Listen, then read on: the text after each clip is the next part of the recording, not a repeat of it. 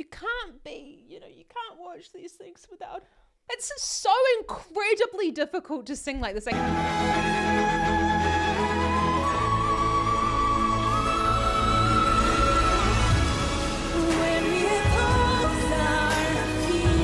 This is the longest note ever sung in Eurovision.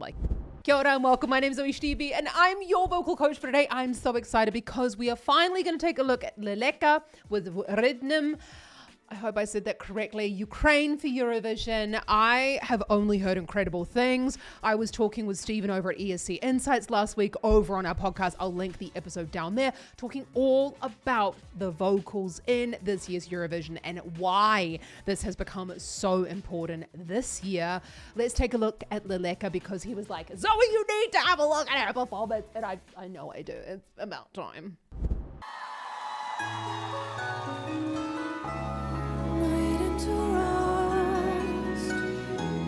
Trust in the change. Everything fades with as it may. Oh my goodness me, she sounds like Disney princess. Sounds like the wrong word, but she sounds like a princess. Wow.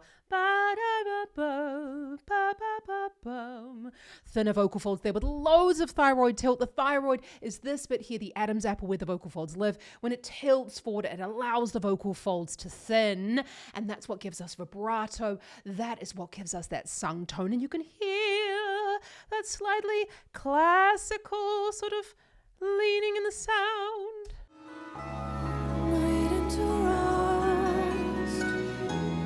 Trust in the change.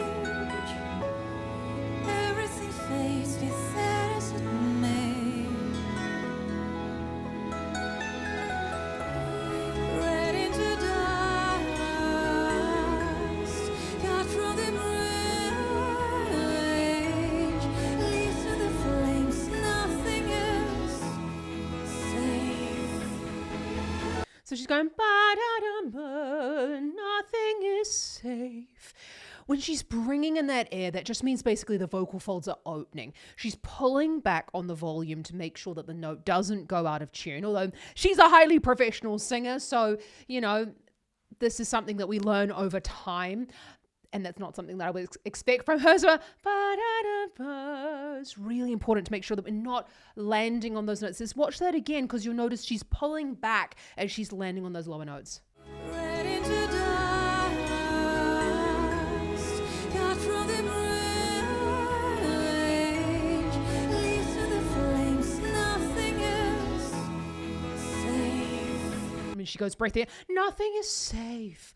Kind of doing a little bit of a sigh on the she did that. It's still thin vocal folds, thicker vocal folds. You can hear to the stiff that's gone from those thin vocal folds into the stiff there. And I love giving a little bit more volume than's needed to really create that juxtaposition of the tone there. The flames, nothing is safe. Wish you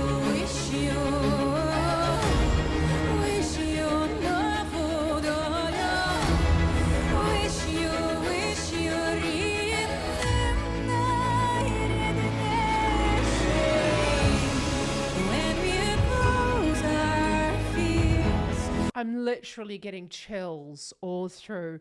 I mean, I am a massive fan of any type of sort of acoustic string version of strings, just to say,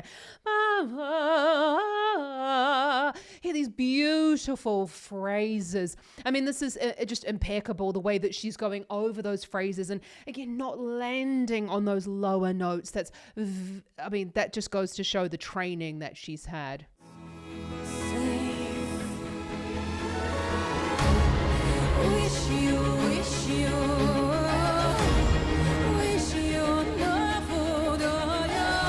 And okay, obviously she's then switching languages to go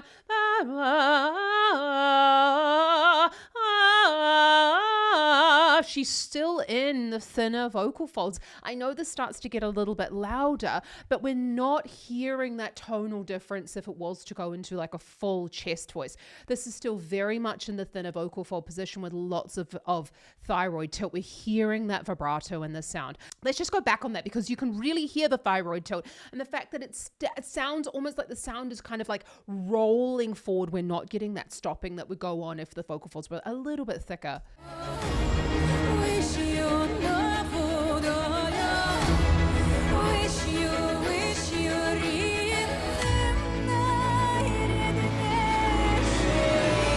It's such like a Barbara. We need lots of cry in that moment. You can hear that in the sound, and that is the thyroid tilt. That is the main difference between speaking and singing, and it is so vitally important if we are wanting to have our singing voices sound more sung. I feel like that's kind of like a bit of a misnomer in itself, but honestly, singers come into the studio all the time like, Zoe, it just doesn't sound very sung, and that's exactly what I can help you with inside the Vocal Academy. So if you're looking to make your singing sound more sung and you want it to sound more fluid and free, you can apply down in the description below. Let's just go. We should go.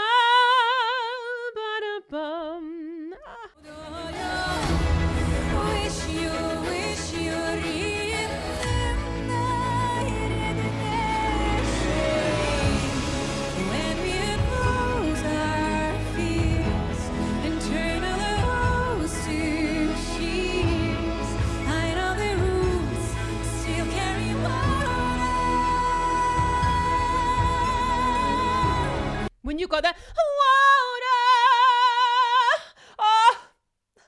I love it. Sort of like, it's so incredibly difficult to sing like this. I cannot stress it enough that this is so much training. This is what you might be hearing referred to as a more of a mixed voice quality. But really what it is it's the loads of thyroid tilt being taken further up in the range. It's more of a classical setup in terms of the vowel shape and also the amount of thyroid tilt, but we're just thickening the vocal folds ever so slightly to make sure that we're getting the volume. Let's go through because she's actually kind of switching between these sort of like stylistic decisions here.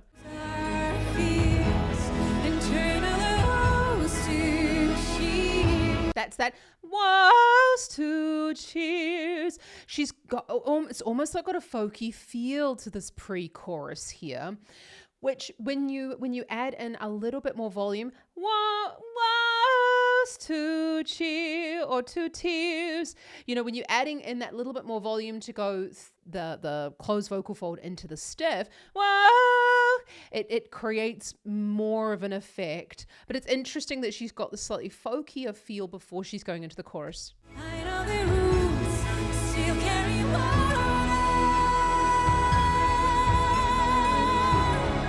Did you hear that straight tone into the vibrato? I always like to do this for my vibrato. So, water!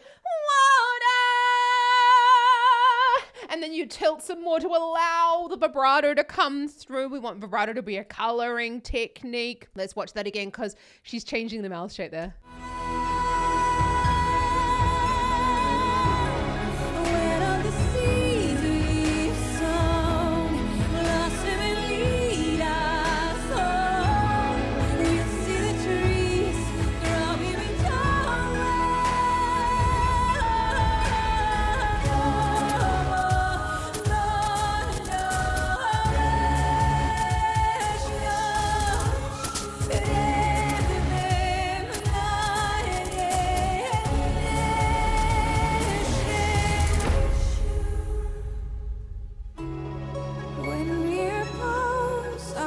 My goodness me, that was like when we were watching Croatia's performance and you just feel that sadness.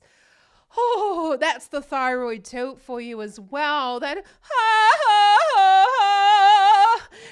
that's starting to get into the thicker vocal folds, but when we're tilting at that degree, it still sounds very much sung. Oh, this sounds very foreboding. I don't understand the lyrics, but it just made me go like, I went all cold in that moment. Let's just watch that again.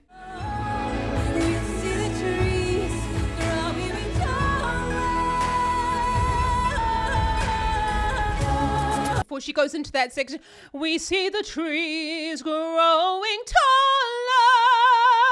She's staying in that same setup there. Now, a lot of singers, or a lot of like non-professional singers, not like Lelèka, want to make too many changes within their sounds before they're going upwards. We need to change the breath flow and vocal fold closure in that moment. And it's an ever-changing kind of landscape as you're going higher. But it's not about changing the actual vocal quality. We're kind of like staying in the same slipstream. Here we know the trees, lots of thyroid tilt, not allowing it to go down like we know the trees, which would create a different feel. Growing taller, going over the passaggio there. It's all about the thyroid tilt and balancing that muscularity between the muscles that are going to help us as we go further up in the range and the muscles that help us to go lower in the range.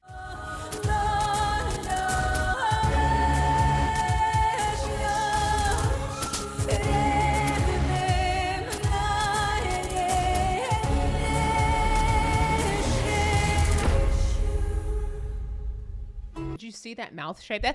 I mean, obviously I don't speak that language. So it's again lots of the thyroid tilt coming in.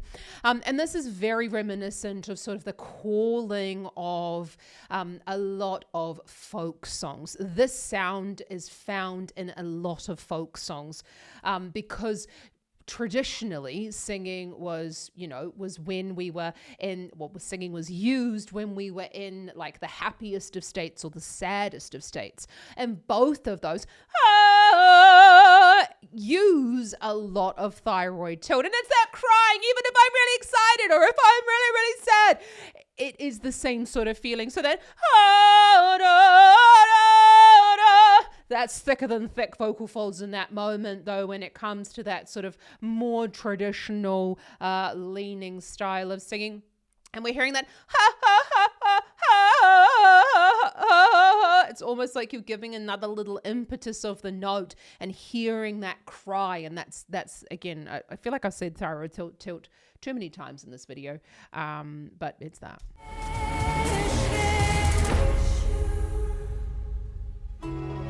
When we oppose our fears and turn other walks to cheers, we'll see the trees grow.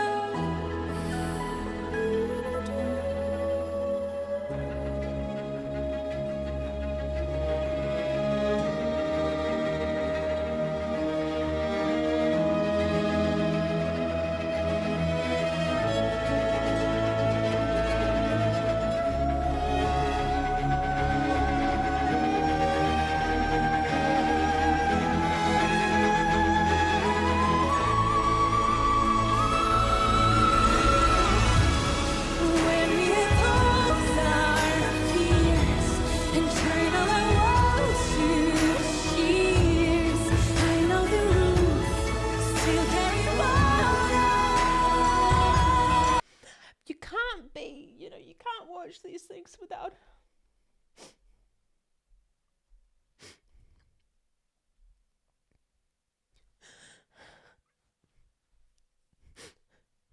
can't watch these kind of performances. I mean, we're all really well aware of what's going on and the reason behind this song. I was kind of going to do this anyway, but actually I have just made the decision to say it now in this video that I was already going to not have ads turned on this video, and I don't want to, this is not about me, I do not want to earn any money whatsoever from this video and from Lelèka's performance. I am going to put up a fundraiser on this video, and I encourage you to donate, because we'll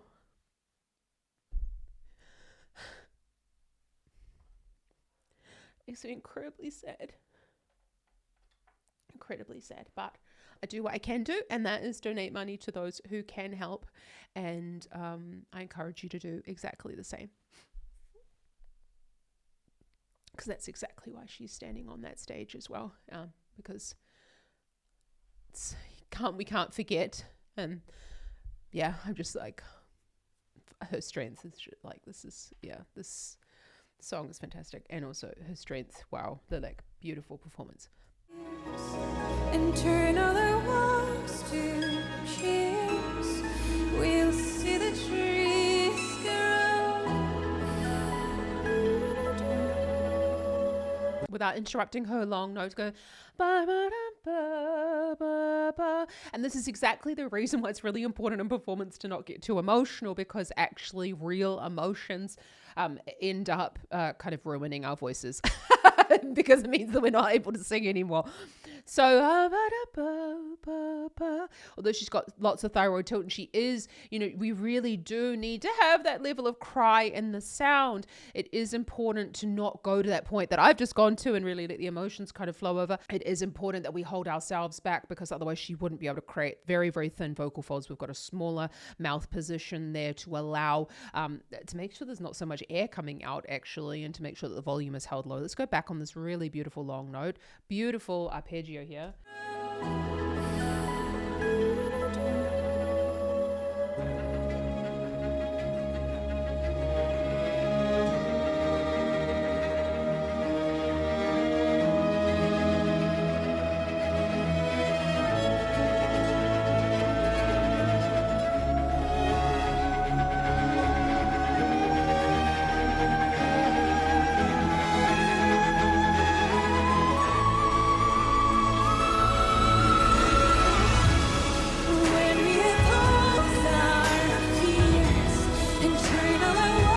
Starting again. That just reminds me so much of like a scream, or like, even more horrible things. So I actually heard from Stephen over at ESC Insights. This is the longest note ever sung in Eurovision, like in the whole history. It's something like 23 seconds long or something like that, which is absolutely incredible. That takes stamina and breath control. I know I sort of like say sometimes that it's like this sort of stuff's not very hard. That's hard. Yeah, 23 seconds is incredibly long note. We heard it's more stable than anything I could hear. Like, I can't hit it as loud as she's hitting it though. That's an E6. So what does that mean? C6 is a high C. That's an E6. So that is 1, 2, 3, 4 half steps above a high C. That's a very, very, very high note. You see her opening her mouth there. As she's going higher. You don't necessarily have to do that, but sometimes it can help when we're actually that high in the range. I know I tell you to keep on bringing your tongue forward, but actually when we're that high, we want to allow the tongue to go back a little bit and kind of donate a bit to the larynx. Let's just go back on it, because it was just like stunning. Wow.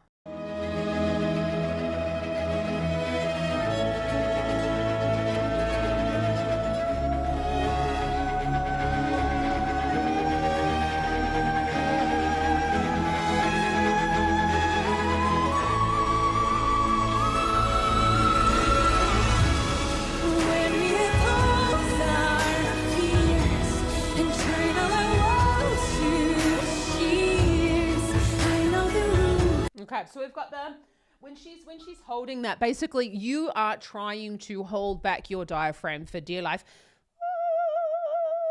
I mean, I'm not even going to attempt, because it's firstly like waste your time, but also we are trying to really hold the ribs outwards to make sure that we're holding the diaphragm back. That is so hard. It's also about a whole bunch of different training things that would go into that, but it is really about literally, I use a system called Sing and See.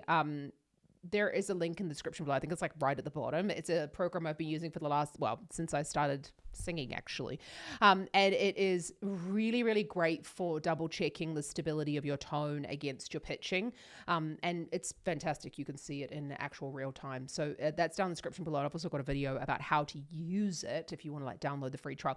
It's incredible software, and all of my students within the Vocal Academy actually get a license for it. But you're wanting to think about the posture. She's a professional singer, so she can start like that. But you could hear it was like slowly crescendoing through the note. She wasn't allowing too much vibrato to come in, because actually vibrato will sort of speed up the rate at which the air is kind of coming out in that moment. She's really holding everything back.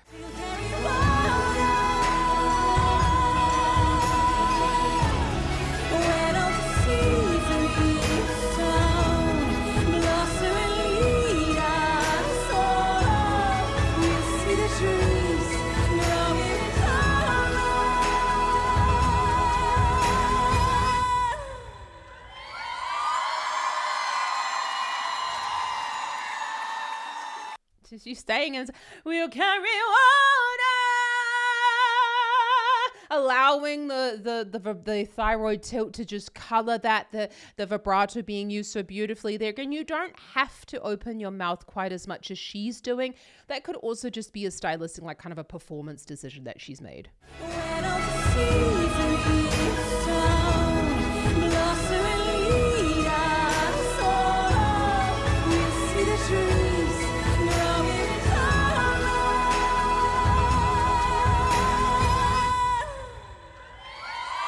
And you can hear that at the end.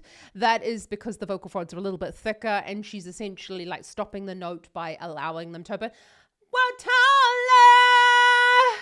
And allowing that bit of breath to come out. That can also be just a, I think that's totally intentional on her part, but just sort of that moment of like, of finishing the song, as well as the poignant meaning of the song as well. So when she's going out, when all those trees are gone, she's creating quite a bright color there. Let's just watch that. See the trees growing taller.